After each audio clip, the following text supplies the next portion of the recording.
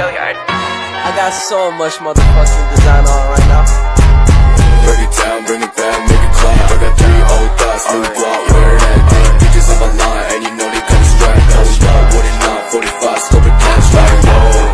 How you fucking with these hoes up? Sebelumnya, perkenalkan saya Putri Nalestari Munte dengan NIM P0512221036 kelas 2A dengan dosen pengampu Nurse Neru Nugroho Escape MCAP. Halo semuanya, kembali lagi di YouTube channel aku. Di sini saya akan menjelaskan tentang aspek legal etik keperawatan jiwa. Baiklah, sebelum kita memulainya jangan lupa untuk like, komen, dan subscribe. Yuk kita simak videonya. Etik keperawatan itu mengarahkan bagaimana seseorang perawat itu harus bertindak dan berinteraksi dengan orang lain. Bersumber dari pernyataan Florence Nightingale, itu ikrar profesi itu ada 4. Yang pertama, membantu yang sakit untuk mencapai keadaan sehat. Yang kedua, membantu yang sehat mempertahankan kesehatannya. Yang ketiga, membantu mereka yang tidak dapat disembuhkan untuk menyadari potensinya.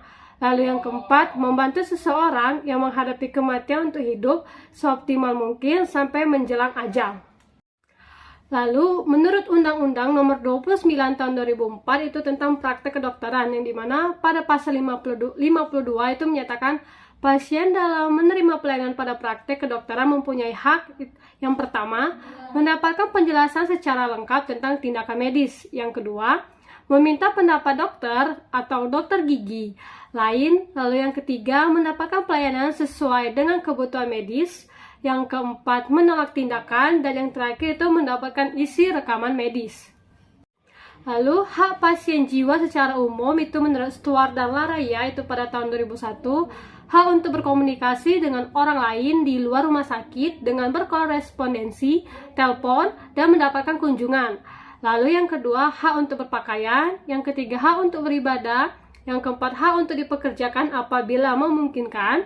Hak untuk menyimpan dan membuang barang. Hak untuk melaksanakan keinginan. Hak untuk memiliki hubungan kontraktual. Lalu ada juga alasan masuk rumah sakit jiwa. Itu yang pertama, berbahaya untuk diri sendiri dan orang lain. Yang kedua, membutuhkan perawatan. Yang ketiga, tidak dapat memenuhi kebutuhan dasar secara mandiri. Lalu ada restraints, itu adalah aplikasi langsung kekuatan fisik pada seseorang tanpa atau dengan izin untuk membatasi kebebasan bergerak. Seclusion atau pengasingan itu adalah pengurungan seseorang, bukan keinginan sendiri dalam konstruksi khusus. Ruangan terkunci dengan sebuah jendela keamanan atau kamera untuk monitoring visual langsung. Lalu, hierarki dalam membatasi pasien jiwa itu ada pembatasan, bisa dalam makna dibatasi secara fisik atau dibatasi pilihannya. Hierarki dari yang paling restriktif ke yang kurang restriktif. Ada ekstremitas tubuh, batasan ruang gerak itu seperti kamar isolasi, batasan dalam aktivitas sehari-hari, misal acara TV, waktu merokok, komunikasi.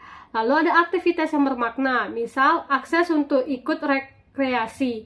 Lalu ada pilihan perawatan, kontrol sumber keuangan, dan ekspresi verbal dan emosional.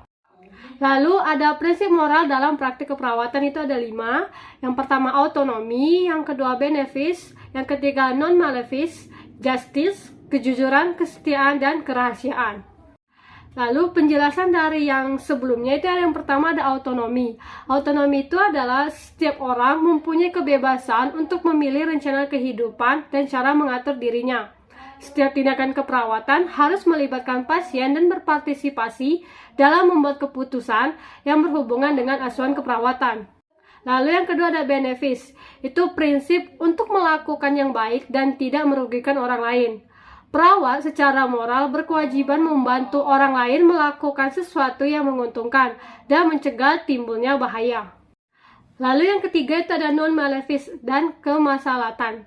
Itu prinsip non-malefices dan kemaslahatan dapat dilihat kontinum rentang dari bahaya yang tidak berarti atau non-malefice.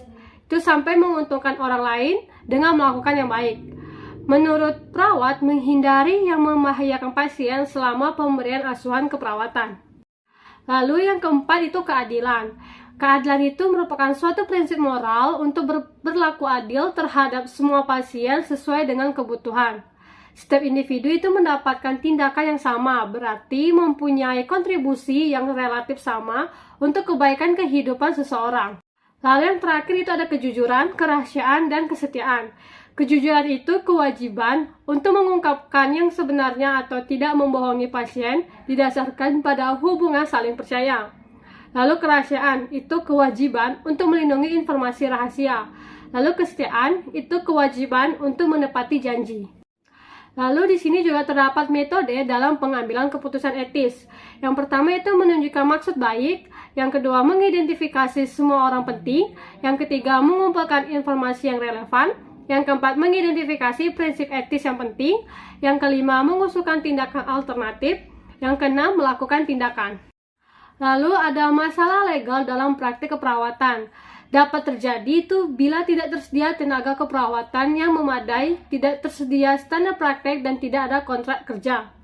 Perawat profesional itu perlu memahami aspek legal untuk melindungi diri dan melindungi hak-hak pasien dan memahami batas legal yang mempengaruhi praktek keperawatan.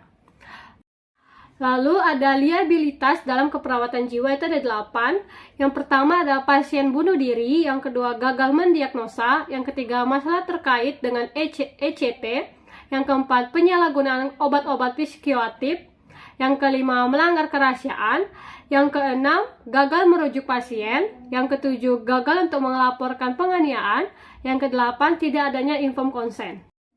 Lalu minimalkan liabilitas. Itu ada 5, yang pertama ikuti standar, yang kedua berikan pelayanan keperawatan yang kompeten, yang ketiga hubungan empati, hormat, dan bela rasa, yang keempat dokumentasi lengkap dan objektif, dan tepat waktu dan tepat waktu.